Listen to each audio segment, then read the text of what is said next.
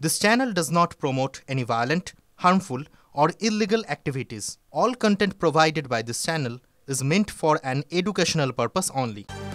রনিপা, এবার আমাদের একবার আসানসোলের দিকে নজর রাখতে হচ্ছে, কারণ আমরা দেখলাম যে মুখ্যমন্ত্রী মমতা বন্দ্যোপাধ্যায় তিনি ধমক দিলেন, আর ধমক দেওয়ার পর ওসি বদল হলো, তারপর দুই ওসি বদল হলো, আর তারপর কি হলো?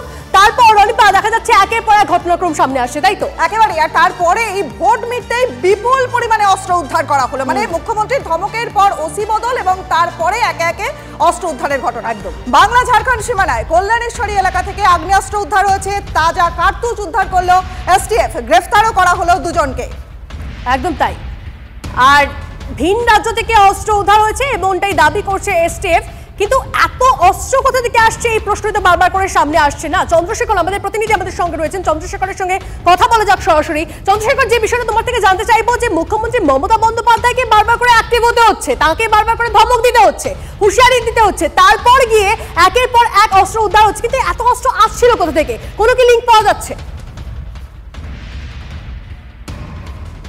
দেখো, মুখ্যমন্ত্রী হুঁশিয়ারি দেওয়ার পর দেখলাম আসানসোলে পরপর বেশ কিছু ঘটনা ঘটলো। তার মধ্যে প্রথম হলো ওসি বদল, তারপর হলো জমি মাফিয়া গ্রেপ্তার, এবং আজও এক জমি মাফিয়া গ্রেপ্তার হয়েছে।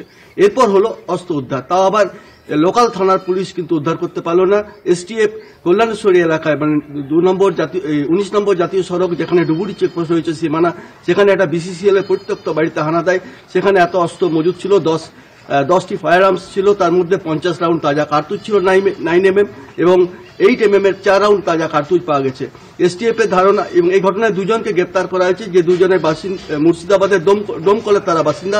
তাদের গ্রেপ্তার করে আজ আসানসোল আদালতে তোলা হয়েছে, এবং তাদের জিজ্ঞাসাবাদ করে আরো কিছু জানা যাবে। এসটিএফ এর ধারণা যে বিহার বা মুঙ্গের থেকে অস্ত্র এসেছিল এবং অন্য আমাদের নজর রাখতে হচ্ছে, অবশ্যই সেদিকে নজর থাকবে। ধন্যবাদ চন্দ্রশেখর। আর এর পাশাপাশি আপনাদেরকে জানিয়ে রাখি, প্রাক্তন পুলিশ কর্তা অরিন্দম আচার্যের সঙ্গে আমাদের এই বিষয়ে কথা হয়েছিল। কি বললেন তিনি, শোনাবো।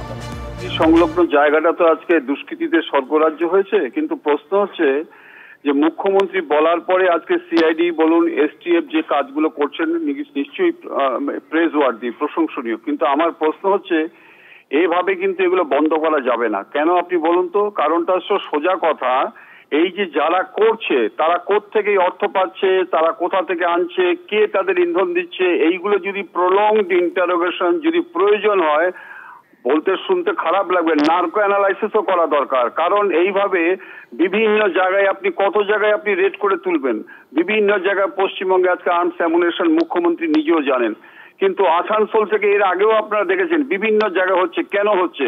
আসল আসামি যারা, আসল রুট, তাদেরকে যদি না ধরা হয়, তাদেরকে যদি একটা পানিশমেন্ট না দেওয়া হয়, তাহলে কিন্তু এই জিনিস বন্ধ করা খুব মুশকিল।